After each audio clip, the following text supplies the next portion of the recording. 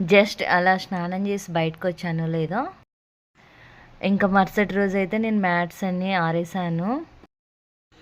మరిప్పుడు వర్షం అయితే స్టార్ట్ అయింది. మనం ఏమైనా చేసుకొని తిందామా? మనకు తెలిసి ఇంకేదైనా ఈజీ ప్రాసెస్ ఉందంటే నాకు తెలిసి మరి ఇంకెందుకు స్టార్ట్ అని చెప్పేసి ఆమ్లెట్ అలాగే దోశ బ్యాటర్ కూడా రెడీ చేసేసాను. ఒకరికి ఆమ్లెట్, ఫస్ట్ ఆఫ్ ఆల్ అయితే నాకు చిన్న ఆమ్లెట్ అయితే వేసుకుంటాను. అసలు ఆమ్లెట్ ఇష్టపడి 5 నిమిషాల్లో తిందాం అనుకుంటే చాలా కష్టంగా అయితే వచ్చింది. ఆమ్లెట్ ఇలా రౌండ్గా వచ్చింది. వీడియోలో నా ఆనందానికి అంతులే లేవు, కానీ అది 3 ముక్కలు అయితే అయిపోయింది. ఫైనల్ గా దోశ పైన అయితే ఆమ్లెట్ అయితే వేసేసాను అనమాట. పల్లీలు బాగా వచ్చింది, అంటే ఎగ్ దోశ అంటే అలా వేసేసాను. చాలా చాలా బాగా వచ్చింది.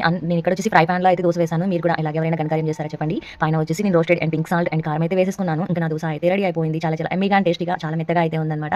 అండ్ స్పాంజ్ టైప్ లో ఉంది. నాకైతే ఇలా మెత్తగా ఉంటే దోశ అయితే చాలా ఇష్టం అనమాట. ఇప్పుడు వర్షం స్టార్ట్ అయిపోయింది. ఫుల్ హెవీ రెయిన్ తో వచ్చేస్తుంది చూడండి. నేనైతే పైకి వెళ్ళి మ్యాట్స్ తీసుకొచ్చింది, మంచిదే అనిపించింది. చాలా చాలా ఫాస్ట్ గా అయితే ఎంత హెవీగా వస్తుందో వర్షం చూడండి. ఇప్పుడు నేను వాయిస్ ఓవర్ ఇస్తుంటే కూడా బయట అయితే ఉరుములు అయితే వస్తున్నాయి. చాలా భయంగా ఉందన్నమాట.